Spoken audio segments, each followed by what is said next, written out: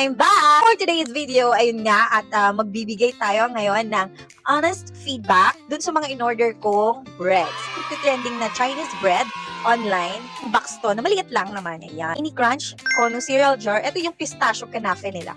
So, ito, hindi ko pa natatry. Ang kapal niya, kita mo yan. No, di ba nakakatakam? Parang same lang din naman nung sa isa. Ito nga lang, triangle yung isa square.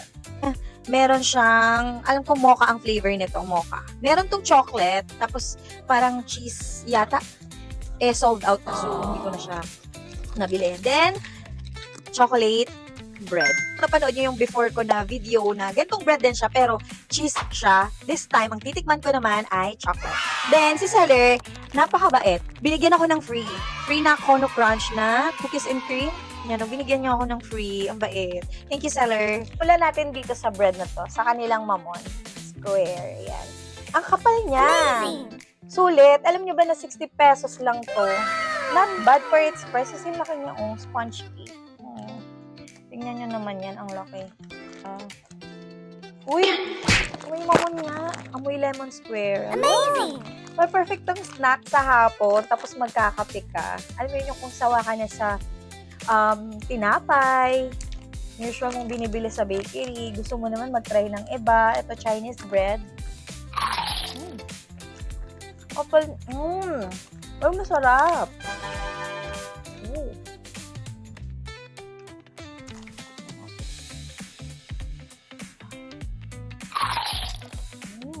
Lako nyo. Hindi siya madikit sa ngala-ngala.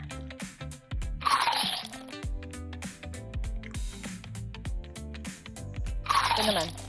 Pareho lang siya, guys. So, hindi ko natitikman. Hindi ko din ito mauubos. Kasi kumain na ako.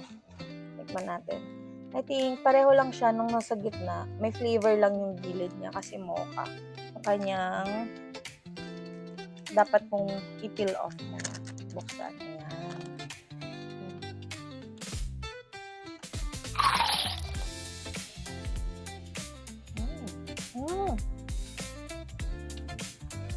Meron siyang ito kita niyo yan.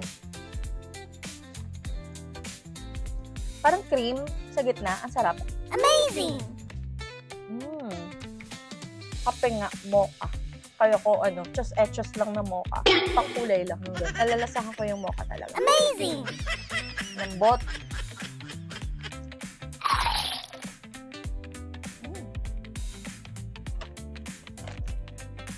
Wala naman siyang amoy. Try natin.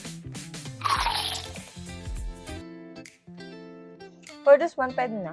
Hindi siya yung, ang sarap-sarap for me. Yung chocolate niya, hindi siya dark. Hindi siya yung lasa mo yung tsokolate talaga. Para siyang, anong bang tawag dun? Unti lang yung pagka-chocolate niya eh. Next, ito. Try natin.